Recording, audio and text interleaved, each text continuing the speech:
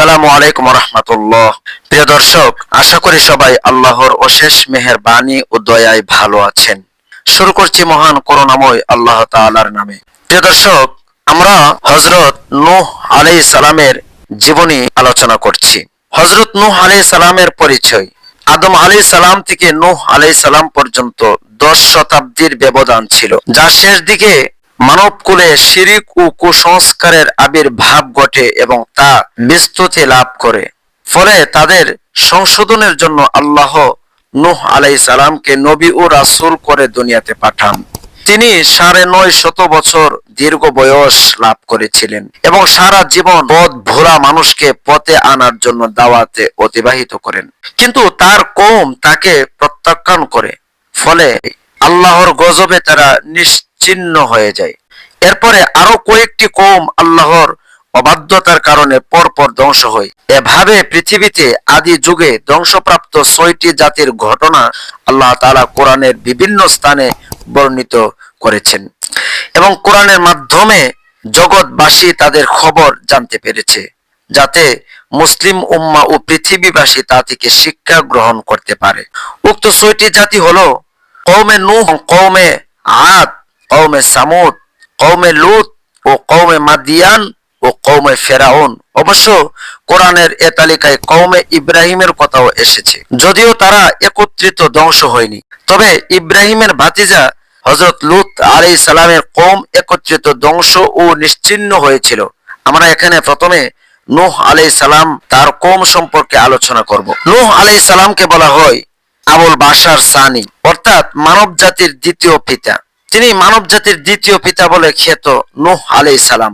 আদম আলাইহিস সালাম ছিলেন আদি পিতা, এর 10ম পুরুষ ছিলেন নূহ আলাইহিস সালাম। তিনি ছিলেন দুনিয়াতে প্রথম রাসূল। নূহ আলাইহিস সালামের 4টি পুত্র ছিল, শাম, হাম, ইয়াফিস ও ইয়াম ওরফে কেনান।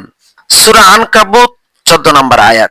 প্রথম 3 জন ঈমান আনেন, কিন্তু শেষের জন কাফের হয়ে নূহ আলাইহিস সালামের প্লাবনে ডুবে মারা যান। নূহ আলাইহিস সালামের দাওয়াতে তার কওমের হাতে গোনা মাত্র কয়েকজন ঈমানদার ব্যক্তি সাড়া দেন এবং তারাই প্লাবনের সময় নৌকা আরোহণের মাধ্যমে নাজাত পান। নূহ আলাইহিস সালামের কিস্তিতে কয়জন ঈমানদার ব্যক্তি আরোহণ করে নাজাত পেয়েছিলেন সে বিষয়ে কোরআনে বা হাদিসে কোনো কিছু বর্ণিত হয়নি। এমনই ভাবে কিস্তিটি কত বড় ছিল, কিভাবে ও কতদিনে তৈরি হয়েছিল এ বিষয়েও কিছু বর্ণিত হয়নি। এসব বিষয়ে যা কিছু বিভিন্ন তাফসিরে বর্ণিত হয়েছে, সব কিছুর ভিত্তি হলো ইসরায়েলি উপকথা সমূহ। নূহ আলাইহিস সালামের প্লাবন শেষে কেবল তার 3 পুত্র শাম, হাম ও ইয়াফেস এর বংশধরগণ অবশিষ্ট ছিল। তাফসিরে ইবনে কাসির। শাম ছিল আরবের পিতা, হাম আবসার পিতা এবং ইয়াফেস ছিল রোম বা গ্রিক পিতা।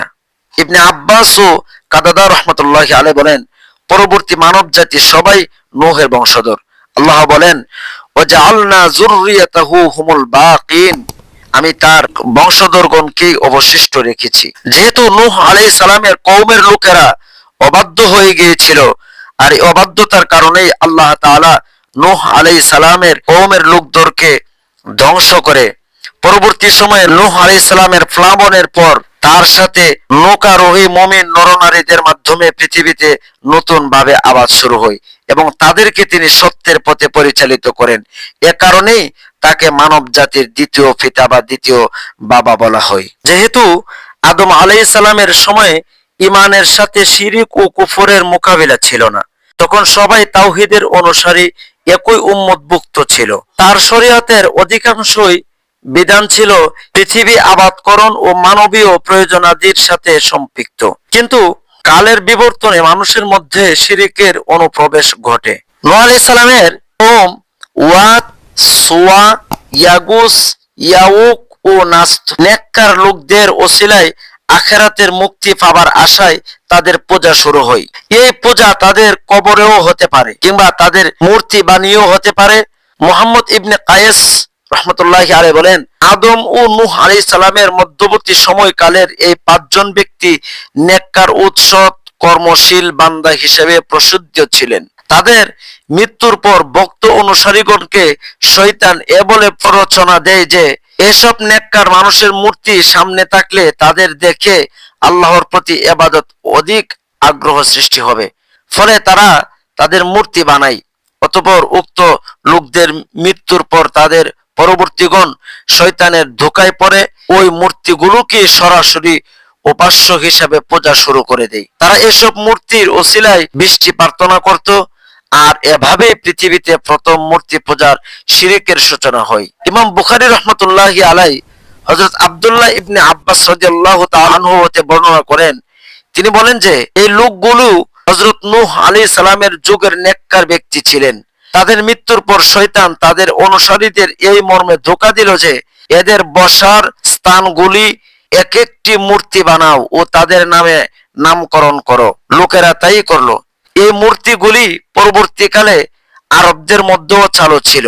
ওয়াদ ছিল বনু কালবের জন্য, দুমাতুল জাঙ্গালে, সোয়া ছিল বনু উজাইলের জন্য, ইয়াগুস ছিল বনু গুত্তায়েফের জন্য, জুরুফ নামক স্থানে, ইয়াউক ছিল বনু হামদানের জন্য এবং নাস্ত্র ছিল হিমায়রার গোত্রের বনু জি কালা এর জন্য। ইবনে আবি হাতেম এর বর্ণনা এসেছে যে ওয়াদ ছিল এদের মধ্যে প্রথম এবং সর্বাধিক নেককার ব্যক্তি। তিনি মারা গেলে লোকেরা তার প্রতি ভক্তিতে কান্না ভেঙ্গে পড়ে। শয়তান এ সুযোগ গ্রহণ করে এবং লোকদেরকে তার মূর্তি বানাতে প্ররোচনা দেয়। ফলে ওয়াদ এর মূর্তি হলো পৃথিবীর সর্বপ্রথম মূর্তি, আল্লাহকে বাদ দিয়ে যার পূজা শুরু হয়। তাফসির ইবনে কাসির। অতএব পৃথিবীর প্রাচীনতম শিরক হলো নেককার মানুষের কবর অথবা তাদের মূর্তি পূজা, যা আজও প্রায় সকল ধর্মীয় সমাজে চালু আছে এবং বর্তমানে যা মুসলিম সমাজে স্থান পূজা, কবর পূজা, ছবি প্রকৃতিক মিনার ও ভাস্কর্য পূজা রূপ নিয়েছে। উক্ত পাঁচটি মূর্তির মাহাত্ম্য ও তাদের প্রতি ভক্তি লোকদের হৃদয়ে এমন ভাবে প্রতীত হয়েছিল যে তারা বিভিন্ন গুরুত্বপূর্ণ বিষয়ে এবং পারস্পরিক চুক্তি সম্পাদনকালে তাদের নাম উল্লেখ করত। এভাবে তারা নানাবিধ সামাজিক অনাচারে ডুবে গিয়েছিল। সম্প্রদায়ের এরূপ পতন ধসায় আল্লাহ রাব্বুল আলামিন তাদের হেদায়েতের জন্য হযরত নূহ আলাইহিস সালামকে রাসূল হিসেবে দুনিয়াতে প্রেরণ করেন। প্রিয় দর্শক, আমাদের চ্যানেলে আমরা নবীদের ঘটনাবলী বলে থাকি। হযরত নূহ আলাইহিস সালামের পূর্ণাঙ্গ জীবনী দেখতে আমাদের চ্যানেলটি সাবস্ক্রাইব করে আমাদের পাশেই থাকুন। নূহ আলাইহিস সালাম তার নিজের কওম বা জাতিকে কিভাবে দাওয়াত দিয়েছিলেন, কিভাবে মানুষের কাছে কাছে গিয়ে দাওয়াতের কাজ করেছিলেন, এ সম্পর্কে আল্লাহ রাব্বুল আলামিন পবিত্র কোরআনে বলেন, ইন্না আরসালনা নূহান ইলা কওমিহি আন আনজির কওমাকা মিন ক্বাবলি আইয়াতিয়াহুম আযাবুন আলীম ক্বালা ইয়া কওমি ইন্নী লাকুম নাযীরুম মুবিন আন ই'বুদুল্লাহ ওয়াত্তাকুহু ওয়া আতিউন ইয়াগফির লাকুম মিন যুনুবিকুম ওয়া ইউআখিরুকুম ইলা আজালিম মুসাম্মা ইন্না আজালাল্লাহি ইযা জাআ লা ইউআখখার লাউ কুনতুম তা'লামুন। আল্লাহ তাআলা বলেন, নিশ্চয় আমি আল্লাহ নূহকে তার জাতি বা কওমের নিকট প্রেরণ করলাম তাদের উপরে মর্মান্তিক আযাব নাজিল হওয়ার পূর্বেই তাদেরকে সতর্ক করার জন্য। নূহ আলাইহিস সালাম তাদেরকে বলল, হে আমার জাতি, আমি তোমাদের জন্য স্পষ্ট সতর্ককারী এ বিষয়ে যে তোমরা আল্লাহর ইবাদত করো, তাকে ভয় করো এবং আমার আনুগত্য করো। তাতে আল্লাহ তোমাদের পাপ সমূহ ক্ষমা করবেন এবং নির্দিষ্ট সময় পর্যন্ত অবকাশ দিবেন। তবে এটা নিশ্চিত যে আল্লাহর নির্ধারিত সময় যখন এসে যাবে তখন তা এতটুকু সময় পাবে না বা পিছানো হবে না, যদি তোমরা তা জানতে। অতঃপর তিনি তাদেরকে শিরক পরিত্যাগ করে পরিপূর্ণভাবে আল্লাহর ইবাদতে ফিরিয়ে আনার জন্য বান্দার উপরে আল্লাহর অসংখ্য অনুগ্রহ ও অগণিত নিয়ামতের কথা স্মরণ করিয়ে দিয়ে বলেন, আলাম তারাও কাইফা খালাকাল্লাহু সাবআ সামাওয়াতিন তিবাকা ওয়া জাআলাল কমারা ফীহিন্না নূরান ওয়া জাআলাশ শামসা সিরাজা আল্লাহু আনবাতাকুম মিনাল আরদি নাবাতা ثم يعيدكم فيها ويخرجكم إخراجا والله جعل لكم الأرض بساطا لتسلكوا منها سبلا فجاجا। আল্লাহ তাআলা বলেছেন, তখন নূহ আলাইহিস সালাম আল্লাহর এই বাণী তার জাতিকে বলছেন, তোমরা কি লক্ষ্য করো নাই আল্লাহ তাআলা কিভাবে স্তরে স্তরে 7 আসমান সৃষ্টি করেছেন? সেখানে তিনি চন্দ্রকে রেখেছেন আলো রূপে এবং সূর্যকে রেখেছেন প্রদীপ রূপে। আল্লাহ তোমাদেরকে মাটি থেকে সৃষ্টি করেছেন, উঠিয়েছেন, আবার মাটির ভেতরে নিয়ে যাবেন। আল্লাহ তোমাদের জন্য জমিনকে সৃষ্টি করেছেন বিছানা রূপে এবং রাস্তাসমূহ দিয়েছেন যেন তোমরা সহজে চলাফেরা করতে পারো। নূহ আলাইহিস সালাম এভাবে আল্লাহর বাণী তাদের কাছে শুনিয়ে তাদেরকে দ্বীনের দাওয়াত দিয়েছেন। দিন রাত ভর তাদের কাছে কাছে গিয়ে দ্বীনের দাওয়াত দিতে লাগলেন। এভাবে তিনি দিন রাত পরিশ্রম করে প্রকাশ্যে অপ্রকাশ্যে গোপনে রাতে দিনে তাদের কাছে কাছে গিয়ে দ্বীনের দাওয়াত দিতে লাগলেন। কিন্তু ফলাফল হয় নিতান্ত নৈরাশ্যজনক। নূহ আলাইহিস সালামের দাওয়াতে তার কওমের লোকেরা অতিষ্ঠিত হয়ে তাকে দেখলেই তারা পালিয়ে যেত। কখনো কানের ভিতর আঙ্গুল ঢুকিয়ে রাখতো, আবার কখনো চেহারা ঢেকে আবৃত করে নূহ আলাইহিস সালামের কাছ থেকে চলে যেত। এভাবেই নূহ আলাইহিস সালামকে বিভিন্ন রূপে নূহ আলাইহিস সালামকে অপমান অপদস্থ করত। তারা নূহ আলাইহিস সালামকে কোনোভাবে সাড়া দিচ্ছিল না। তারা তাদের জেদ নিয়ে অটল থাকত। নূহ আলাইহিস সালামকে কোনোভাবেই পাত্তা দিত না। এক সময় কওমের লোকদেরকে কওমের সর্দাররা ডেকে বলল, এই ব্যাপারে আল্লাহ তাআলা বলেন, وقالوا لا تذرن آلهتكم ولا تذرن ودا ولا سواعا ولا يغوث ويعوق ونسرا। সর্দাররা বলল, সাবধান, তোমরা তোমাদের পূর্বপুরুষদের পূজিত উপাস্য ওয়াদ, সুয়া, ইয়াগুস, ইয়াউক, নাসর এরা হচ্ছে তোমাদের পূর্বপুরুষ। সাবধান, নূহের কথা শুনে তোমাদের এই পূর্বপুরুষদেরকে কখনো পরিত্যাগ করবে না। এভাবেই তারা বহু লোককে পথভ্রষ্ট করে এবং নূহ আলাইহিস সালামের লোকদের জনবল এবং ধনবল সবকিছুই তারা নষ্ট করে দেয়।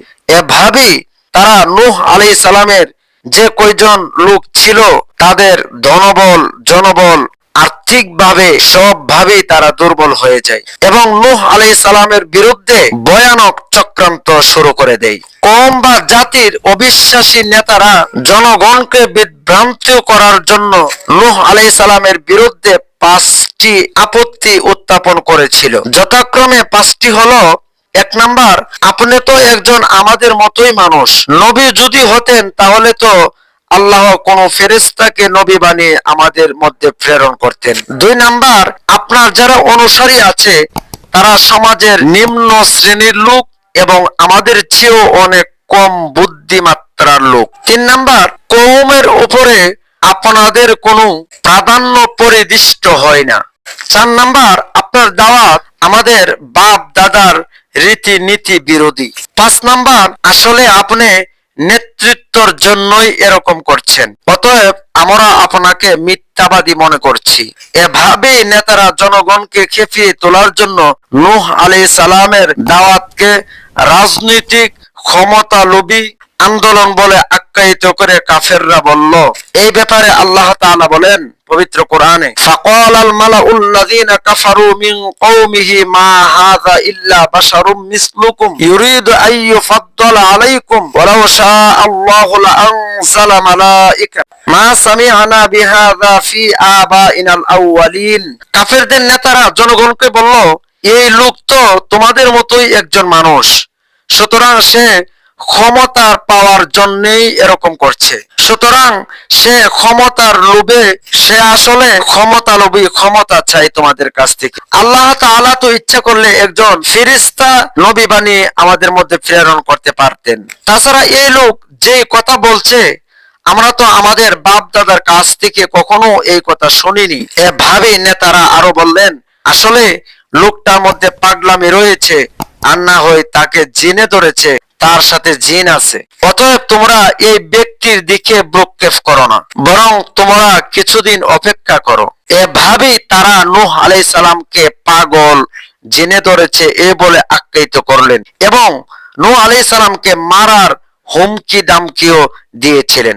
এভাবে ঠাট্টা বিদ্রুপ করতেন এবং কখনো নূহ আলাইহিস সালামকে মারার ভয়ও দেখিয়েছেন। প্রিয় দর্শক, এই 5 প্রশ্নের জবাব নূহ আলাইহিস সালাম কিভাবে পুঙ্খানুপুঙ্খানু ভাবে দিয়েছিলেন আল্লাহ তাআলা পবিত্র কোরআনে বর্ণনা করেছেন।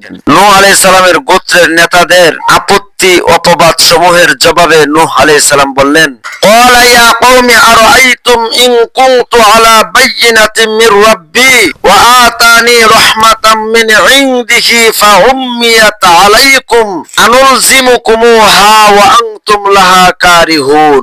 নূহ আলাইহিস সালাম বললেন, হে আমার জাতি, আমি যদি আমার প্রভুর পক্ষ হতে স্পষ্ট দলিলের উপরে থাকি, আর তিনি যদি তার পক্ষ হতে আমাকে রহমত দান করেন, আর সেসব থেকে যদি তোমাদের চক্ষু অন্ধ থাকে, তাহলে আমি তা তোমাদের ইচ্ছার বিরুদ্ধে আমি কি তা ছাপিয়ে দিতে পারি? এ কথা দ্বারা বোঝানো হয়েছে যে নবুয়াত ও রিসালাত চেয়ে পাওয়া যায় না, এটা সম্পূর্ণরূপে আল্লাহর ইচ্ছাধীন। তিনি মানুষের জন্য কোনো ফেরেশতাদেরকে নয়, বরং তার মনোনীত কোনো মানুষকে নবী করে পাঠিয়ে থাকেন। স্পষ্ট দলিল প্রমাণ সহকারে নূহ আলাইহিস সালাম তার কওমকে আরো বললেন, আওয়া আজিবতুম আন জাআকুম যিকরুম মির রাব্বিকুম আলা রাজুলিম মিনকুম লিয়ুনযিরাকুম ওয়া লিতাত্তাকু ওয়া লাআল্লাকুম তুরহামুন। তোমরা কি এ বিষয়ে আশ্চর্যবোধ করেছো যে তোমাদের পালনকর্তার পয়গাম তোমাদের মধ্য থেকে একজনের মাধ্যমে তোমাদের কাছে এসেছে, যাতে সে তোমাদের বিধি প্রদর্শন করে ও তার ফলে তোমরা আল্লাহর অনুগ্রহ প্রাপ্ত হও। আল্লাহ তাআলা বলেন, কিন্তু তারা নূহকে মিথ্যা সাব্যস্ত করে। তখন আমি তাকে ও তার নৌকারোহী সাথীদেরকে মুক্ত করি এবং আমার আয়াতসমূহ মিথ্যারোপকারীদের ডুবিয়ে দিয়েছি। মূলত তারা ছিল গান অন্ধ। সূরা আরাফ। মুসলিম উম্মাহর মধ্যে একদল লোক শেষ নবী মুহাম্মদ রাসূলুল্লাহ সাল্লাল্লাহু আলাইহি ওয়াসাল্লামকে নূরের নবী বলে পরোক্ষভাবে তাকে ফেরেশতা নবী বানাতে চায়। এভাবে তারা বিগত যুগের কাফিরদের সন্দেহবাদের অনুসরণ করে মাত্র। অথচ আল্লাহ তাআলা বলেন, ওয়ালাউ জাআলনাহু মালাকাল লাজআলনাহু রাজুলাও ওয়া লাবাসনা আলাইহিম মা ইয়ালবিসুন। যদি আমি কোন ফেরেশতাকে রাসূল করে পাঠাতাম, তবে সে মানুষের আকারেই হতো, কিন্তু এতেও তারা ওই সন্দেহ প্রকাশ করত যা এখন করেছে। এর মানে তারা ফেরেশতাদেরকে নবী বানিয়ে পাঠিয়ে তারা বলতো যে আল্লাহ কি আমাদের মধ্য হতে কোনো মানুষকে দেখেন নাই? আল্লাহ ফেরেশতাকে নবী বানিয়ে কেন পাঠালেন? আপত্তিকর অনেক কিছু বলতো। এই আপত্তির দ্বিতীয় আপত্তির জবাবে নূহ আলাইহিস সালাম বললেন, ওয়ামা আনা বিতারিদিল্লাযিনা আমানু ইন্নাহুম মুলাকু রাব্বিহিম ওয়ালাকিন্নী আরাকুম কওমান তাজহালুন ওয়া ইয়া কওমি মান ইয়ানসুরুনি মিনাল্লাহি ইন তারাকতুহুম আফালা তাযাক্কারুন। আমি কোনো গরীব ইমানদার ব্যক্তিকে তাড়িয়ে দিতে পারি না। অর্থাৎ নূহ আলাইহিস সালামের কওমেরা যখন বলল, তোমার অনুসারী যারা আছে তারা তো গরীব, তারা তো গানহীন, এরকম ভাবে ঠাট্টা বিদ্রুপ করত। এই জবাবে নূহ আলাইহিস সালাম বললেন, আমি তো কোনো গরীব ইমানদার ব্যক্তিকে আমার কাছ থেকে তাড়িয়ে দিতে পারি না। তারা অবশ্যই তাদের পালনকর্তার দিদারে লাভে ধন্য হবে, বরং আমি তোমাদেরই মুখ কথা দেখেছি। হে আমার জাতি, আমি যদি ওইসব লোকদের তাড়িয়ে দেই, তাহলে কে আমাকে আল্লাহর পাকড়াও থেকে রক্ষা করবে? তোমরা কি উপদেশ গ্রহণ করবে না? তোমরা কি আমার সেই উপদেশ গ্রহণ করবে না? আপত্তির তৃতীয় জবাবে নূহ আলাইহিস সালাম বললেন, ওয়ালা আকুলু লিল্লাযিনা তাজদারি আ'য়ুনুহুম লাইয়ুতিয়াহুমুল্লাহু খায়রা আল্লাহু আ'লামু বিমা ফি আনফুসিহিম ইন্নী ইযাল লামিনাজ যালিমিন। তোমাদের দৃষ্টিতে যারা দ্বীনহীন অবাঞ্ছিত ব্যক্তি, তাদেরকে আল্লাহর কোনরূপ কল্যাণ দান করবেন না। তাদের মনের কথা আল্লাহ ভালো করেই জানেন। সুতরাং এমন কথা বললে আমি অন্যায়কারীদের অন্তর্ভুক্ত হয়ে যাব। অতএব দুনিয়াবি প্রাধান্য মূলত কোনো প্রাধান্য নয়, পরকালীন উচ্চ মর্যাদাই হলো প্রকৃত মর্যাদা। নূহ আলাইহিস সালাম চতুর্থ আপত্তির জবাবে তিনি পয়গম্বর সুলভ উত্তর দিয়ে বললেন, ক্বালা ইয়া কওমি লাইসা বি দালালাতু ওয়ালাকিন্নী রাসূলুম মির রাব্বিল আলামিন উবাল্লিগুকুম রিসালাতি রাব্বি ওয়া আনসাহু লাকুম ওয়া আ'লামু মিনাল্লাহি মা লা তা'লামুন। অর্থাৎ নূহ আলাইহিস সালাম বললেন, হে আমার জাতি, আমার মধ্যে কোনো পথভ্রষ্টতা নেই, বরং আমি মহারব্বুল আলামিনের পক্ষ হতে একজন প্রেরিত রাসূল। আমি তোমাদের নিকটে আমার প্রভুর রিসালাত পৌঁছে দেই এবং আমি তোমাদেরকে সৎ উপদেশ দিয়ে থাকি, কেননা আমি আল্লাহর পক্ষ থেকে এমন বিষয় জানি যা তোমরা কখনো জানো না। সূরা আরাফ। অতএব আল্লাহর প্রদত্ত রিসালাত তথা সহির বিধান পালন করা ও তা জনগণের নিকট পৌঁছে দেই আমার দায়িত্ব ও কর্তব্য। তোমাদের পিতৃ ধর্ম পালন করা নয়, বাপদাদার ধর্ম পালন করা নয়। মূলত বাপদাদার ধর্মে দোহায়ে নূহ আলাইহিস সালাম থেকে শুরু করে শেষ নবী আমাদের নবী মুহাম্মদুর রাসূলুল্লাহ সাল্লাল্লাহু আলাইহি সাল্লাম পর্যন্ত সবাইকে দেওয়া হয়েছিল। তারা সে কারণে প্রায় সকল নবীকেই স্ব স্ব জাতির নিকট থেকে চরম নির্যাতন ভোগ করতে হয়েছিল। অতএব নূহ আলাইহিস সালাম তাদের এই নেতৃত্ব লাভের আশায় নূহ আলাইহিস সালাম লোকদের নিকটে দাওয়াত দিচ্ছেন। এ মর্মে তাদের পঞ্চম আপত্তির জবাবে নূহ আলাইহিস সালাম বলেছেন, ওয়া কওমি লা আসআলুকুম আলাইহি মালা ইন আজরিয়া ইল্লা আলা রাব্বিল আলামিন। এই দাওয়াতের বিনিময়ে আমি তোমাদের কাছে কোনো মাল দৌলত বা কোনো বিনিময় কামনা করি না। আমার পুরস্কার তো কেবল বিশ্ব পালকের পক্ষ হতেই আসবে, আল্লাহর নিকটেই রয়েছে। সুতরাং তোমাদের কাছ থেকে আমি কোনো কিছুই চাই না, না চাই কোনো ক্ষমতা, না চাই কোনো অর্থ, না চাই দুনিয়ার কোনো লোভ। মূলত সকল নবী কথা বলেছেন। শেষ নবী মুহাম্মদ রাসূলুল্লাহ সাল্লাল্লাহু আলাইহি ওয়াসাল্লামের কাছে এসে তার কওমের লোকেরা বা জাতির লোকেরা, জাতির নেতারা যখন নেতৃত্ব গ্রহণের অথবা মাল দৌলতের বিনিময়ে তাওহীদের দাওয়াত পরিত্যাগের প্রস্তাব দিয়েছিল, তখন তিনি তা প্রত্যাখ্যান করে বলেছিলেন, যদি তোমরা আমার ডান হাতে সূর্য ও বাম হাতে চন্দ্র এনে দাও, তথাপি আমি যে সত্য নিয়ে আগমন করেছি তা পরিত্যাগ করব না। মূলত শিরিকের মাধ্যমে দুনিয়া অর্জন সহজ হয় বিদায় যুগ যুগ ধরে দুনিয়া পূজারী এক শ্রেণীর বক ধার্মিক লোক মূর্তি, কবর ও মাজার নিয়ে পড়ে আছে। লোকেরা তাদেরকে আল্লাহর ওলি ভাবে, অথচ ওরা মূলত শয়তানের ওলি। অর্থাৎ আমাদের দেশেও দেখা যায় মাজারের মধ্যে কিছু ভণ্ড নামদারি পীর, তারা গাজার আড্ডায় গাজা নিয়ে বসে মুরিদানকে নিয়ে, মূলত তারাই হচ্ছে দুনিয়া বা মাজার পূজারী। আল্লাহ তাআলা নূহ আলাইহিস সালামকে ৯৫০ বছরের দীর্ঘ জীবন দান করেছিলেন। তিনি এক পুরুষের পর দ্বিতীয় পুরুষকে, অতঃপর তৃতীয় পুরুষকে শুধু এই আশায় দাওয়াত দিয়ে যাচ্ছিলেন যে তারা ঈমান আনবে, কিন্তু শতাব্দীর পর শতাব্দী অক্লান্ত ভাবে দাওয়াত দেওয়া সত্ত্বেও তারা ঈমান আনেননি। মূলত এই সময় নূহ আলাইহিস সালাম এর কওম জনবল ও অর্থবলে বিশ্ব অপ্রতিদ্বন্দ্বী ছিল। সংখ্যাধিক্যের কারণে ইরাকের ভূখণ্ড ও পাহাড়েও তাদের আবাস সংকুলান হচ্ছিল না। আল্লাহর চিরন্তন নীতি এই যে তিনি অবাধ্য জাতিকে সাময়িকভাবে অবকাশ দেন। নূহ আলাইহিস সালামের কওম সংখ্যা ঘনিষ্ঠ ধনাঢ্যতার শিখরে উপনীত হয়ে জ্ঞান হারিয়ে ফেলেছিল। তারা নূহ আলাইহিস সালামের দাওয়াতকে তাচ্ছিল্য ভরে প্রত্যাখ্যান করেছিল। নূহ আলাইহিস সালাম তাদেরকে দিবারাত্রি দাওয়াত দেন, কখনো গোপনে কখনো প্রকাশ্যে, অর্থাৎ সকল পন্থা অবলম্বন করে তিনি নিজ কওমকে দ্বীনের পথে ফিরিয়ে আনতে চেষ্টা করেন। আব্দুল্লাহ ইবনে আব্বাস রাদিয়াল্লাহু তাআলা আনহু বলেন, এই সুদীর্ঘ দাওয়াতি জিন্দেগিতে তিনি যেমন কখনো চেষ্টায় ক্ষান্ত হননি, তেমনি কখনো নিরাশ হননি। সম্প্রদায়ের পক্ষ থেকে নানাবিধ নির্যাতনের সম্মুখীন হয়েও তিনি ধৈর্য ধারণ করেন।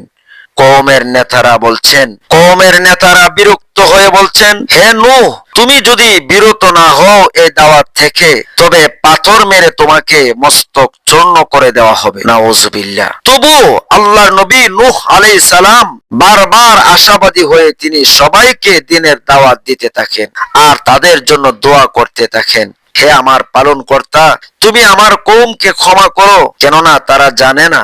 সুবহানাল্লাহ। ওদিকে তার সম্প্রদায়ের অনীহা, অবজ্ঞা, তাচ্ছিল্য ক্রমে বৃদ্ধি পেতে থাকে। মুহাম্মদ ইবনে ইসহাক রাহমাতুল্লাহি আলাইহি বলেন, নিহত কোন নবী ব্যতীত অন্য কোন নবী তার কওমের নিকট থেকে নূহের মতো নির্যাতন ভোগ করেননি। বলা চলে যে তাদের অহংকার ও অত্যাচার চরম সীমায় পৌঁছে গিয়েছিল এবং পাপ 16 আনায় পূর্ণ হয়ে গিয়েছিল। এই ব্যাপারে আল্লাহ রাব্বুল আলামিন সূরা ইউনূসের 71, 72, 73 নম্বর আয়াতে বলেছেন, নূহ আলাইহিস সালাম তার কওমের লোকদেরকে ডেকে বললেন, যদি তোমাদের কাছে আমার বসবাস করা এবং সঠিক পথে আনার জন্য তোমাদেরকে উপদেশ দান তোমাদের নিকট ভারীভূত হয়, তাহলে জেনে রেখো যে আমি একে মোটেও গ্রাহ্য করি না। আমি শুধু আল্লাহর উপর নির্ভর করছি। তোমাদের কাছে কঠিন বোধ হোক বা নাই হোক, আমি আমার প্রচার কাজ করা থেকে কখনোই বিরত থাকব না। আল্লাহ ছাড়া তোমরা যাদেরকে শরীক বানিয়েছো, অর্থাৎ তোমাদের মূর্তি প্রতিমাগুলো, সবাই এক হয়ে যাও এবং নিজেদের চেষ্টার কোনো ত্রুটি না করে সব দিক দিয়ে নিজেদেরকে দৃঢ় করে নাও। অতঃপর তোমাদের যদি বিশ্বাস থাকে যে তোমরাই হক পথে রয়েছো, তাহলে আমার ব্যাপারে তোমাদের সিদ্ধান্ত কার্যকর করে ফেলো এবং আমাকে 1 ঘন্টাও অবকাশ দিও না। সাধ্যমতো তোমরা সবকিছু করতে পারো, তথাপি জেনে রেখো যে তোমাদেরকে আমি পরোয়া করি না এবং ভয়ও পাই না, কেননা আমি জানি যে তোমাদের অনুমানের ভিত্তি কোনো কিছুরই উপর প্রতিষ্ঠিত নয়। আমি আল্লাহ তাআলাকে সাক্ষী রাখছি এবং তোমরা সাক্ষী দেখো, আমি তা থেকে মুক্ত। তোমরা যে ইবাদতে তার আল্লাহর সাথে শরীক সাব্যস্ত করছো, সুতরাং তোমরা সবাই মিলে আমার বিরুদ্ধে ষড়যন্ত্র করতে থাকো।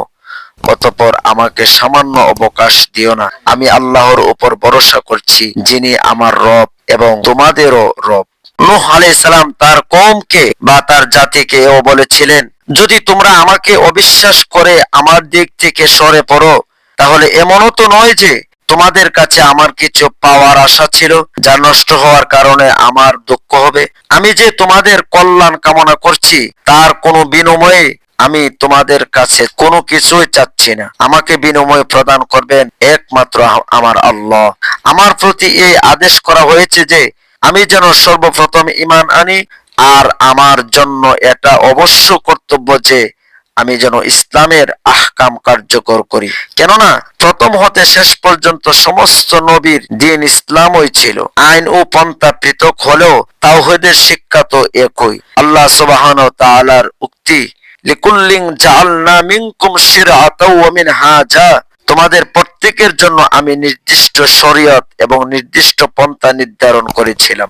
আমাকে এই নির্দেশ দেওয়া হয়েছে যে আমি যেন মুসলিমদের অন্তর্ভুক্ত হই, কিন্তু এরপরেও তারা নূহ আলাইহিস সালামকে অবজ্ঞা করতে লাগলেন এবং নির্যাতন করার জন্য, হেয় প্রতিপন্থী করার জন্য নূহ আলাইহিস সালামের বিরুদ্ধে লোক সকল একত্রিত হয়ে গেল।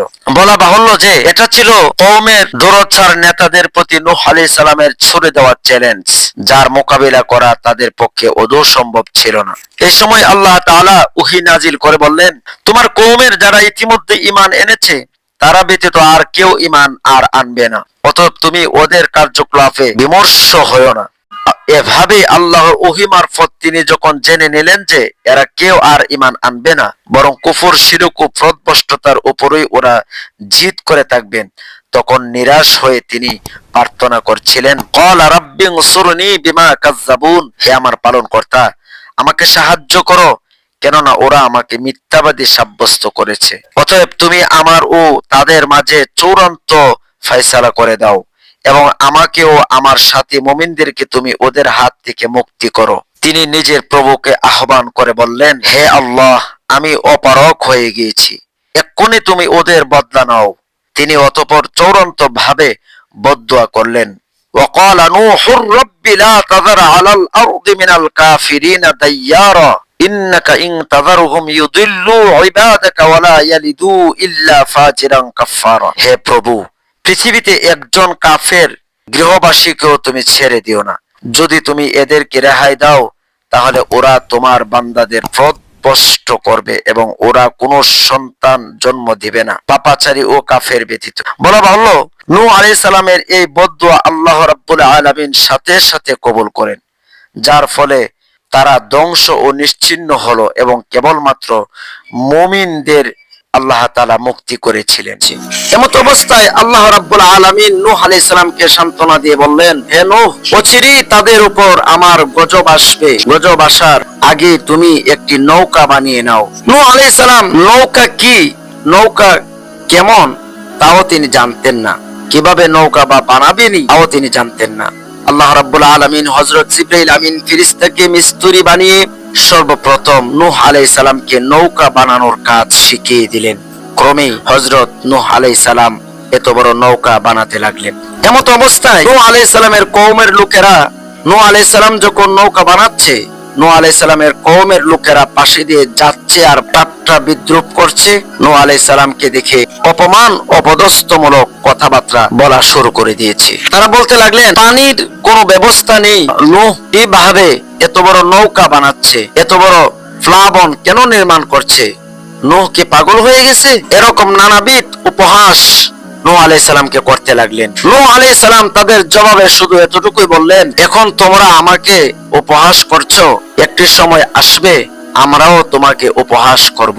বলা ভালো, নূহ আলাইহিস সালামের হাত ধরে যারা ঈমান আনয়ন করেছিল তাদেরকে নূহ আলাইহিস সালামের জাতির নেতারা বা লোকেরা দু চোখ দিয়ে দেখতে পারতো না, তাদেরকে সব সময় অপমান অপদস্থ করত। এক পর্যায়ে নূহ আলাইহিস সালাম যখন মহাপ্লাবন নির্মাণ করলেন, নির্মাণ করার পর আল্লাহ তাআলা বললেন, হে নূহ, আপনি এবার পানি আসার জন্য প্রস্তুত থাকুন। এইদিকে নূহ আলাইহিস সালামের জাতির কওমের লোকেরা ঠাট্টা বিদ্রুপ করে নূহ আলাইহিস সালামের কিস্তিতে এসে ময়লা আবর্জনা ডাস্টবিনের মতো এই কিস্তিকে ব্যবহার করতে লাগলেন। কিছু লোক এসে নূহ আলাইহিস সালামের এই নির্মাণাধীন প্লাবনটিকে টয়লেট হিসেবে ব্যবহার করেছেন। নূহ আলাইহিস সালাম নীরবে তা সহ্য করে গিয়েছেন আর ধৈর্য ধারণ করলেন।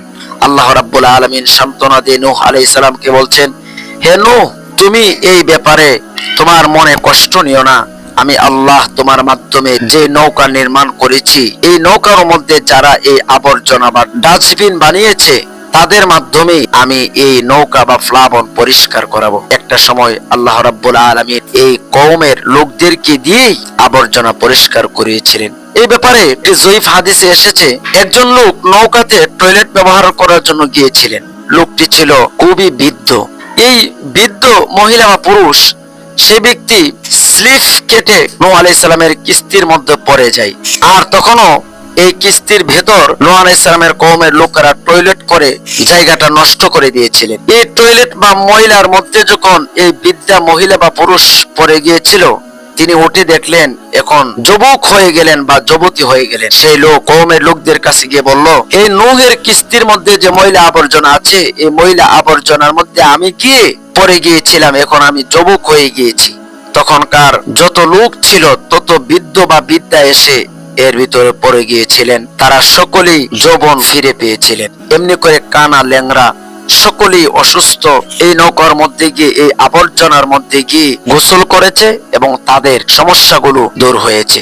এভাবেই আল্লাহ তাআলা এই জাতির কওমের লোকদেরকে দিয়ে এই নূহ আলাইহিস সালামের প্লাবনের আবর্জনা পরিষ্কার করালেন। এবার পরিষ্কার শেষে নূহ আলাইহিস সালামকে আল্লাহ তাআলা বললেন, আপনি এবার পানির জন্য অপেক্ষা করুন, হয়তো আকাশে মুষলধারে বৃষ্টি আসবে, আর না হয় তোমার ঘরের চোলার মধ্য দিয়ে পানি উত্তোলন হবে, তাহলেই তুমি বুঝবে আর বেশি দেরি নয়, এখনই বন্যার সময় এসে গেছে। তখন তুমি তোমার কওম বা ঈমানদার বান্দা বান্দীকে নিয়ে তোমার নির্মাণাধীন এই নৌকার মধ্যে প্রবেশ করো। নূহ আলাইহিস সালাম তার কওমের লোকদেরকে ডাকলেন, ডেকে তিনি সকলকে নিয়ে এই প্লাবনে উঠলেন। এই প্লাবনটি ছিল 3 তলা বিশিষ্ট। প্রথম তলাতে ছিল নূহ আলাইহিস সালামের কওমের লোকদের পালিত গৃহ পশু আর জঙ্গলের কিছু জ্যান্ত জানোয়ার। মধ্যতলায় ছিল মানুষ, উপরের তলায় ছিল পাখি। এরকম ভাবে তারা নূহ আলাইহিস সালামের নির্মাণাধীন জাহাজে প্রবেশ করলেন। সকলে যখন উঠতেছে, পানি যখন আস্তে আস্তে বাড়তেছে, এমত অবস্থায় নূহ আলাইহিস সালামের ছোট ছেলের নাম ছিল ইয়াম উরফে কেনান। কেনানকে নূহ আলাইহিস সালাম বললেন, হে ইয়াম বা কেনান, তুমি এখনো সময় আছে, কাফেরদের সঙ্গ ছেড়ে দাও, ছেড়ে দিয়ে তুমি এক আল্লাহর প্রতি ঈমান আনো, তুমি বেঁচে যাবে। তখন কেনান বলল, না না, আমি কখনোই আপনার এই নির্মাণাধীন নৌকায় উঠব না। যদি পানি এসে যায়, আমি অনেক উপরে পাহাড়ে বা পর্বতে বা গাছের উপরে উঠে যাব, আমি বেঁচে যাব, তাতে কোনো সমস্যা নেই। আমি তারপরেও আপনার প্রতি বা আপনার আল্লাহর প্রতি ঈমান আনবো না। নূহ আলাইহিস সালাম আর কিছুই বললেন না। নূহ আলাইহিস সালাম সাথীদেরকে নিয়ে নির্মাণাধীন জাহাজে উঠলেন ক্রমান্বয়ে আস্তে আস্তে জাহাজটিও পানি দিয়ে চলতেছে। হঠাৎ করে তিনি দেখতে পেলেন পানির তরঙ্গ ঢেউ উত্তাল চলছে। এই উত্তালের মধ্যে নূহ আলাইহিস সালাম দেখতে পেলেন তার সন্তান তালের মধ্যে পানির তরঙ্গ ঢেউর মধ্যে চুবুনি খাচ্ছে। আল্লাহ রাব্বুল আলামিনের কাছে নূহ আলাইহিস সালাম বললেন, আল্লাহ, আপনি না বলেছেন আমার পরিবার পরিজন তাদেরকে আপনি মারবেন না? আল্লাহ, কেনান বা ইয়াম কি আমার সন্তান নয়? আমার সন্তান তো আমার চোখের সামনে পানিতে ডুবে মরে যাচ্ছে। আপনি তো কখনো, আপনার কথাই তো কখনো লড়চড় হয় না। আল্লাহ রাব্বুল আলামিন বললেন, হে নূহ, তুমি সতর্ক হয়ে যাও, আমি আল্লাহ যা জানি তুমি তা জানো না। আমি বলেছিলাম তোমার পরিবার পরিজন, আমি আল্লাহ এর মানে বুঝিয়েছি যারা তোমার কাছে ঈমান আনয়ন করেছে কেবলমাত্র তারাই হচ্ছে তোমার পরিবার পরিজন। যারা ঈমান আনেননি তারা যদি তোমার সন্তান কিংবা স্ত্রী বা তোমার কোনো নিকটতম আত্মীয় হয়, তারা তোমার পরিবার পরিজনদের কেউ না। তোমার পরিবার পরিজনদের একমাত্র লোক হচ্ছে যারা ঈমান আনয়ন করছে তারা। এভাবে নূহ আলাইহিস সালামের কওমের লোকদেরকে আল্লাহ রাব্বুল আলামিন বন্যার মাধ্যমে, বিশাল পানির মাধ্যমে পুরো এলাকা, পুরো জাতিকে, পুরো দেশকে, পুরো পৃথিবীকে আল্লাহ তাআলা পানির তলে ডুবিয়ে রেখেছিল। এই নৌকায় কতজন লোক ছিল নূহ আলাইহিস সালামের সঙ্গী সাথী? এ ব্যাপারে হযরত আব্দুল্লাহ ইবনে আব্বাস রাদিয়াল্লাহু তাআলা আনহু বলেন, 40 জন পুরুষ, 40 জন মহিলা, মোট 80 জন এই প্লাবনের মধ্যে ছিল। এই প্লাবনটি দীর্ঘদিন পর্যন্ত পানির মধ্যে ভেসে ছিল। আল্লাহ রাব্বুল আলামিন পানি দিয়ে পুরো জাতিকে ধ্বংস করে দিয়েছিলেন। পরবর্তী সময় ওই নৌকাটি ইরাকের একটি পাহাড়, যে পাহাড়ের নাম জ্যোতি, এই জ্যোতি পাহাড়ে গিয়ে নৌকা নোঙ্গর করে। এই পাহাড়টি আজও ওই নামেই পরিচিত। এটি নূহ আলাইহিস সালামের মূল আবাস ভূমি। ইরাকের মুসল নগরীর উত্তরে ইবনে উমর দ্বীপের আদরে আর্মেনিয়া সীমান্তে অবস্থিত। এটি একটি পর্বতমালার অংশ বিশেষের নাম। এর অপর এক অংশের নাম আরারাত পর্বত। এভাবে আল্লাহ তাআলা এই পৃথিবীতে একটি কিয়ামত ঘটালেন, সমস্ত মানুষদেরকে ধ্বংস করে।